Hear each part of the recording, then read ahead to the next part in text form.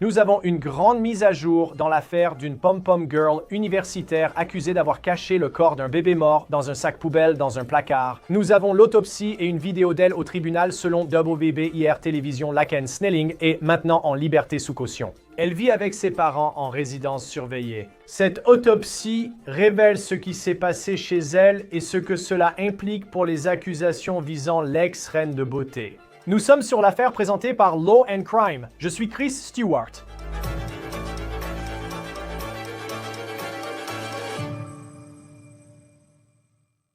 Cette histoire est tellement difficile à comprendre. Et il est également très important de se rappeler qu'il y a encore beaucoup de choses que nous ne savons pas sur ce qui s'est passé et sur la jeune femme de 21 ans qui est au centre de cette affaire.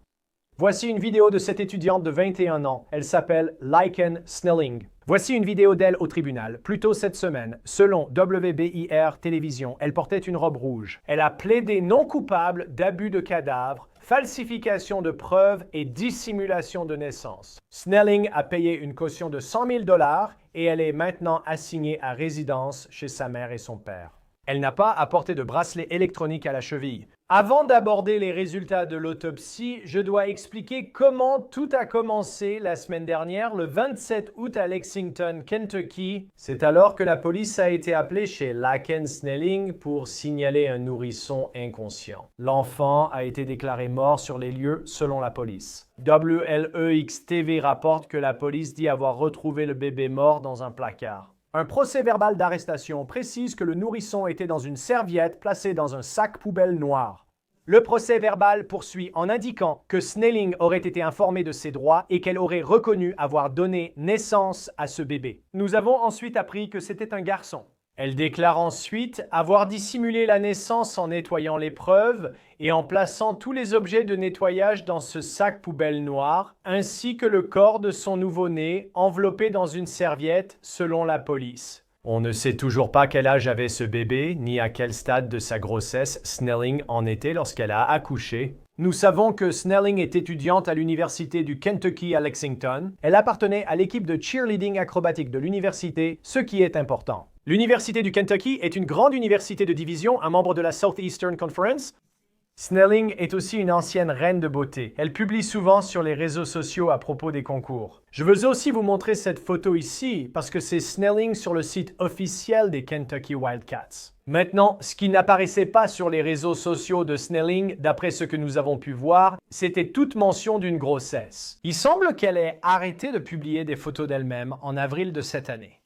Maintenant, ce n'est évidemment pas un crime, mais cela pourrait soulever des questions sur le fait qu'elle aurait caché sa grossesse et l'aurait gardée secrète. Maintenant, un autre aspect choquant de tout cela, c'est qu'il semble qu'elle se présentait comme quelqu'un qui avait l'aspiration de devenir mère un jour. Ceci est la dernière publication qu'elle a faite sur TikTok. Elle date de juin et c'est une photo d'elle avec des emojis qui la décrivent. Et en bas à gauche, on remarque qu'il y en a un qui dit « objectif » et il montre un emoji d'une maman avec un enfant. Maintenant, il n'est pas clair ce qui se passe dans la vie de Snelling, ni les circonstances entourant ce qui se serait passé chez elle la semaine dernière hors du campus à Lexington. Nous avons trouvé ces photos d'elle avec un homme. On ne sait pas s'il est le père du bébé, ni ce qu'il savait sur ce qui serait arrivé au petit garçon de Snelling et sur ce qui s'est passé dans cette maison. Au moment de cet enregistrement, cependant, personne d'autre n'aurait été inculpé dans cette affaire, seulement Snelling. Mais la police a déclaré que l'enquête se poursuit. Nous avons maintenant reçu le rapport d'autopsie de ce nourrisson que Snelling aurait déclaré avoir mis au monde chez elle. Le coroner du comté de Fayette a conclu que la cause du décès de ce nourrisson était indéterminée. Il s'agissait là du résultat préliminaire de l'autopsie qui est revenu. D'autres tests seront réalisés pour savoir comment ce bébé est mort. Il n'est également pas clair officiellement à ce stade comment la police a découvert que le bébé était né au domicile de Snelling et comment ils ont eu connaissance de cette affaire. Lors de cet enregistrement, ce n'est pas une affaire de meurtre. Il est important d'être très clair à ce sujet puisque nous ne connaissons pas la cause du décès de ce petit garçon. L'abus d'un cadavre et la falsification de preuves matérielles, selon la loi du Kentucky, sont tous deux des crimes de classe D et ils entraînent généralement une peine de prison allant d'1 à 5 ans. Snelling vit toujours chez ses parents, sans bracelet électronique, en liberté sous caution de 100 000 $. Elle doit comparaître de nouveau devant le tribunal du Kentucky le 26 septembre pour une audience préliminaire. Nous accueillons la docteure Naïda Rutherford, médecin légiste du comté de Richland en Caroline du Sud, pour expliquer le déroulement habituel des autopsies et ce que révèlent les informations sur cette affaire tragique du Kentucky. Docteur, les résultats préliminaires sont revenus comme étant non concluants concernant ce nouveau-né auquel Laken Snelling aurait donné naissance. Que vous indique ce résultat? Cela nous indique qu'ils ne peuvent pas répondre à la question de savoir si ce nourrisson a respiré ou non, car c'est ce que tout le monde voudra savoir. S'agissait-il d'une mortinescence ou cet enfant a-t-il réellement respiré et ce souffle lui a-t-il été ôté? Ce qui changerait complètement la cause du décès. Donc, nous comprenons qu'elle n'a peut-être pas déclaré qu'elle était enceinte, qu'elle a caché sa grossesse. Nous comprenons qu'il y a plusieurs raisons pour lesquelles elle aurait pu faire cela à un si jeune âge. Mais il sera vraiment important de savoir s'il s'agit d'une mort naturelle, c'est-à-dire d'une mortinescence ou de quelque chose qui s'est produit pendant l'accouchement de cet enfant ou si Laken et Snelling ont ôté la vie à cet enfant. Lorsque vous procédez à une autopsie préliminaire et que vous essayez de déterminer s'il y a eu, vous savez, ce souffle, je veux dire, qu'est-ce que vous voyez lors d'une autopsie qui pourrait vous indiquer si ce bébé a déjà respiré en dehors de l'utérus? Voici la complication et le défi lorsque vous examinez un nouveau-né de cette taille. Vous voulez savoir si certains événements ont eu lieu. Combien de temps l'enfant aurait-il pu vivre? À quoi ressemble le cordon ombilical? Était-il présent?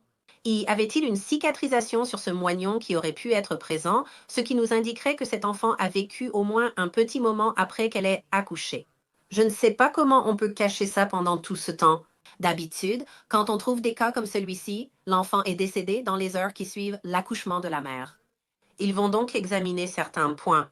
Maintenant, la technologie dont dispose le Kentucky va être vraiment importante pour déterminer si cet enfant a respiré ou non. Ils peuvent y faire diverses choses, comme un test de flottaison des poumons. Ils peuvent examiner s'il y a eu ou non aération de ces poumons. Ils peuvent faire des scanners post-mortem ou des imageries par résonance magnétique qui peuvent parfois leur donner des informations. Mais encore une fois, je ne sais pas quelles complications ce bébé a pu avoir in utero, si c'était un enfant complètement normal ou anatomiquement normal qui est né. Donc, ces éléments vont être très importants alors que nous continuons à suivre cette enquête pour voir s'il y a d'autres choses qui pourraient éclairer la question de savoir si le bébé a respiré ou non. Parce que même s'il y avait des malformations congénitales, encore une fois, comment le bébé est-il mort? Était-ce une mort naturelle inévitable? Ou a-t-elle paniqué et étouffé l'enfant, ce qui serait très difficile à prouver? Dans un résultat d'autopsie non concluant pour cela, cette autopsie préliminaire, vous savez, vous parlez de l'étouffement. Vous savez, est-ce qu'il pourrait s'agir d'un bébé secoué? Je sais qu'on parle sûrement d'un nouveau-né, mais que permet d'écarter ce résultat non concluant? Cela n'exclut rien. C'est non concluant pour une raison. Ils ignorent ce qui s'est passé. Donc, pour le syndrome du bébé secoué, on va observer des lésions au cerveau, on verra des hémorragies pétéchiales dans le cerveau, on va constater un traumatisme au cerveau de cet enfant, même s'il est si jeune et vient juste de naître. Ben, il y aura quand même des lésions que vous pourrez observer. Il faut secouer un enfant assez violemment. Mais si vous pensez à un tout petit bébé, il suffit de placer votre main sur la bouche et le nez de cet enfant, il ne peut pas se défendre. Et il ne peut pas s'éloigner car il manque de tonicité musculaire.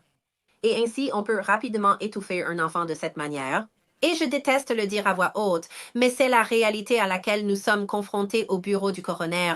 Il est malheureusement très facile de tuer un enfant de cette taille.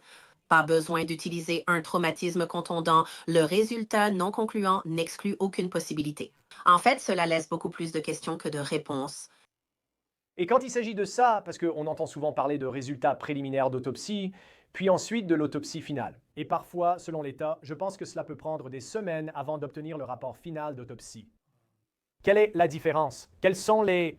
Et je sais que beaucoup de choses peuvent dépendre du sujet dont on parle, de la technologie disponible pour le coroner dans ce comté en particulier. C'est Lexington, donc ce n'est pas un comté rural. Mais alors, que se passe-t-il lorsqu'on tente de déterminer la cause du décès?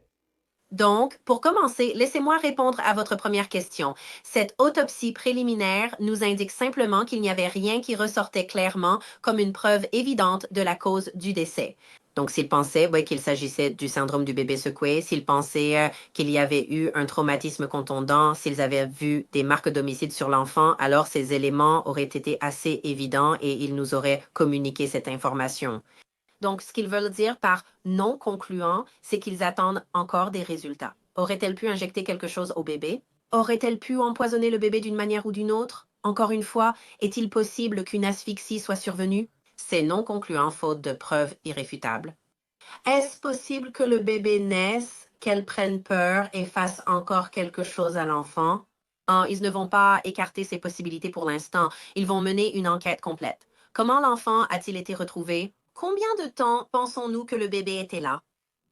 Qui a appelé le 911? Qu'ont-ils dit exactement? D'après ce que j'ai vu, l'appel concernait un nourrisson inconscient. Était-ce une naissance récente? Quelle était la texture de la peau du bébé? Tous ces détails comptent dans une telle affaire. Nous devons donc attendre la fin de l'enquête. Parce que vous savez, il semble, d'après ce que j'ai vu jusqu'à présent, qu'elle n'était pas très ouverte sur sa grossesse.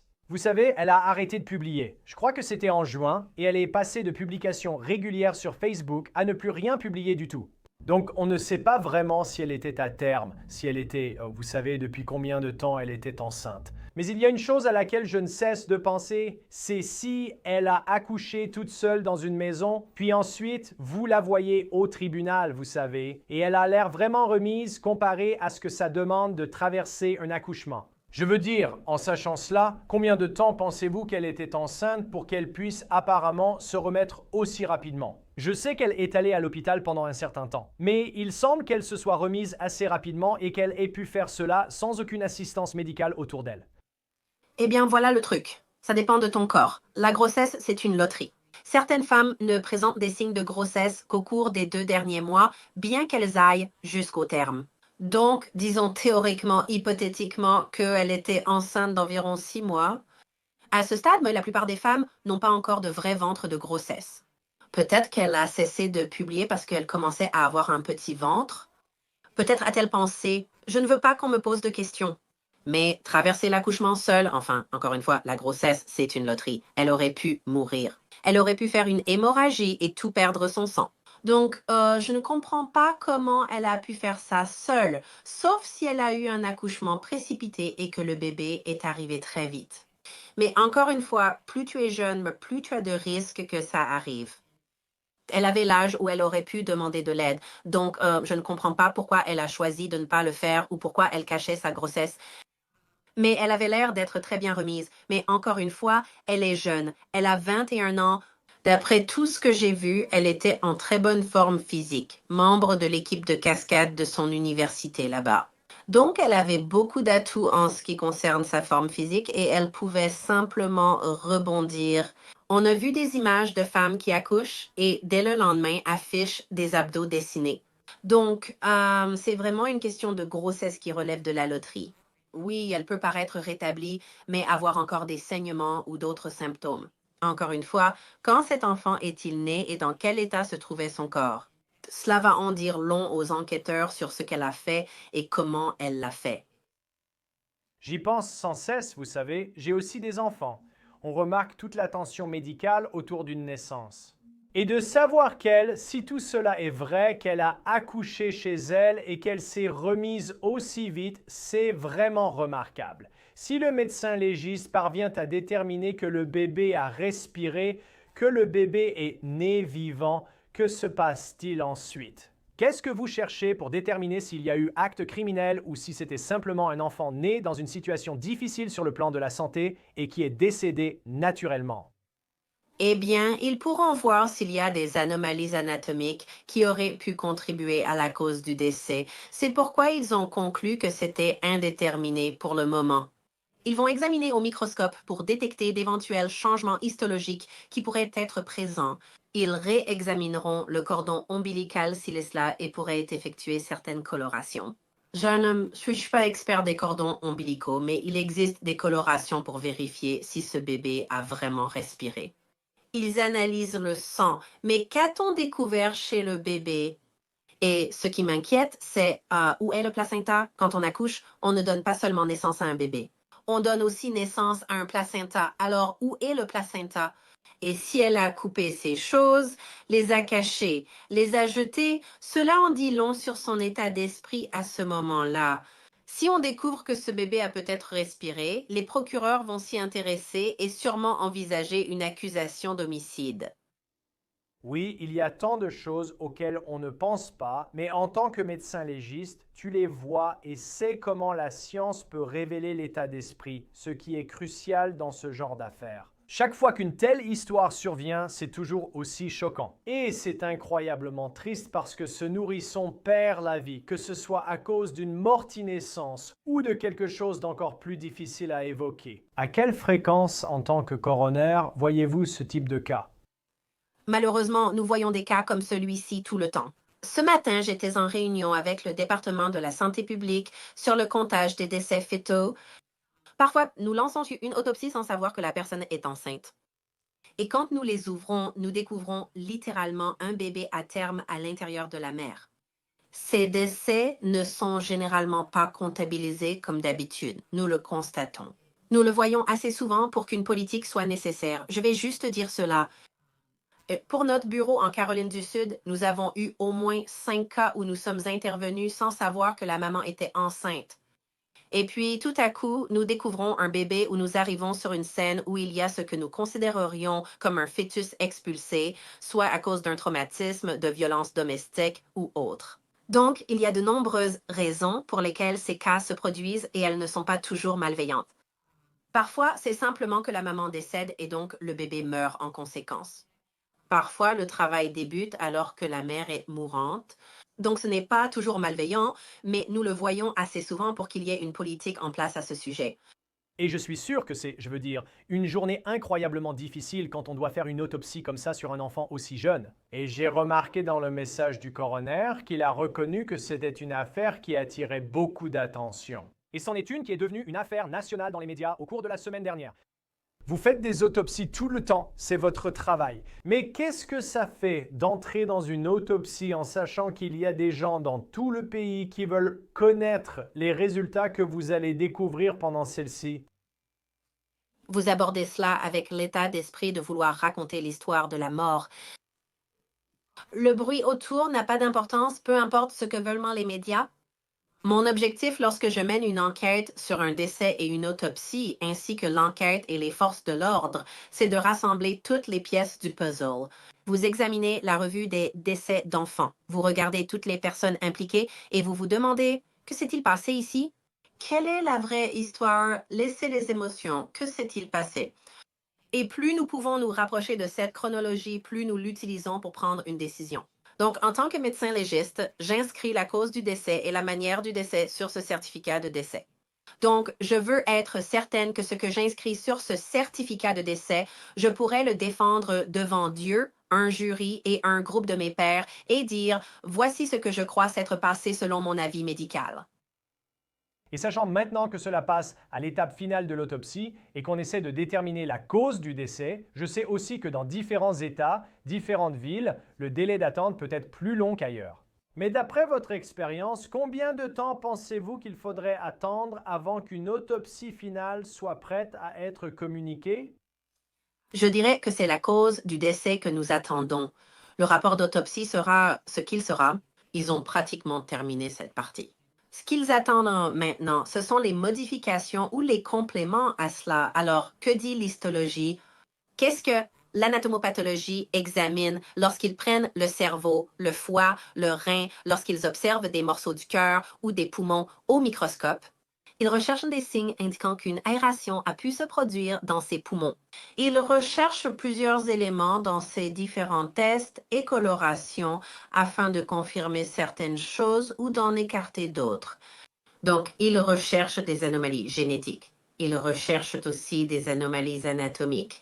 Ils recherchent la présence de poisons, de drogues ou de substances chimiques qui auraient pu se trouver dans le système du bébé au moment de son décès, car cela renseigne aussi sur l'état dans lequel se trouvait la maman, puisque nous savons que beaucoup de choses peuvent traverser la barrière entre la mère et le bébé. La maman a-t-elle été testée positive à quelque chose? Ils ont probablement déjà effectué une analyse toxicologique sur la maman si elle l'a autorisée, si elle y a consenti. Ce n'est pas garanti, mais elle peut consentir à donner son sang et son urine pour qu'ils soient également testés. Mais encore une fois, quel était son état au moment du décès de cet enfant et à quel point était-elle proche d'accoucher lorsque cet enfant est décédé? Et donc, il peut encore y avoir un peu de sang de la mère dedans. C'est pour ça que ce cordon ombilical est si important. Mais est-ce que la mère s'en est débarrassée? Est-ce qu'elle s'est débarrassée du placenta? Où est-il? Ce sont des questions auxquelles je voudrais vraiment avoir des réponses. Donc, cela va un peu au-delà de l'autopsie. Ce rapport peut être prêt en quelques semaines, mais essayez de retrouver le placenta, le cordon ombilical et d'autres éléments liés à l'affaire, c'est ce qui prend généralement plus de temps. Il pourrait donc falloir 30 à 45 jours avant d'avoir des réponses à ces questions. Et encore une fois, quelles ressources ont-ils à leur disposition qui pourraient soit accélérer ce processus, soit le prolonger au-delà de ce délai? Nous verrons comment cela évolue. Une histoire triste du Kentucky. Dr Naïda Rutherford, coroner du comté de Richland en Caroline du Sud. C'est toujours un plaisir de vous avoir, vous et votre expertise sur la loi et le crime. Merci d'être avec nous. Merci beaucoup, j'apprécie. C'était On the Case par Law and Crime. Abonnez-vous à notre YouTube et Spotify. Je suis Chris Stewart. Nous vous retrouverons la prochaine fois.